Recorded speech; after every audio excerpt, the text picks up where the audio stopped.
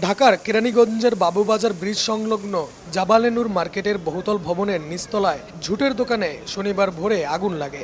ধোঁয়ায় ছেয়ে যায় চারপাশ।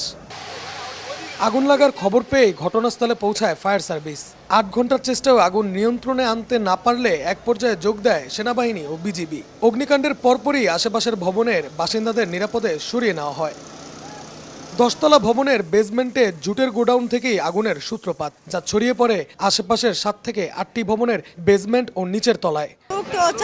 দুজন আটকানো রয়েছে। আচ্ছা, ধোয়া নাই, চিন্তা করেন না, আছে পাশে ভবনে নাই, আমার রুমে চলে। জি, আমার শাশুড়ি আমার দেওয়ারে।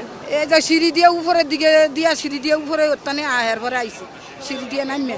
ভয়াবহ এই আগুনে ব্যবসায়ীদের লাখ লাখ টাকার মালামাল পুড়ে গেছে। একটা আপনার নর্মালি মনে করেন যে 15-20, কেউ 50, কেউ 1 কোটি, কেউ 1.5 কোটি, কেউ 2 কোটি, এখন তো আরো বেশি অল্প করে মাল। না মাল এখনো বের হয়নি, বহুত মাল আমাদের প্রায় 25-30টা গোডাউন এখনো আটকা পড়ে আছে।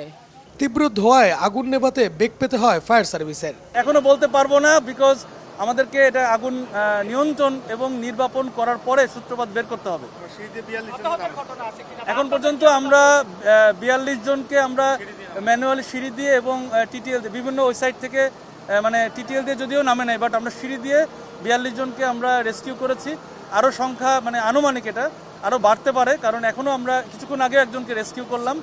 এখনও জানা যায়নি অগ্নিকাণ্ডের কারণ ও ক্ষয়ক্ষতির পরিমাণ। নাঈম হাসান, সময় সংবাদ, ঢাকা।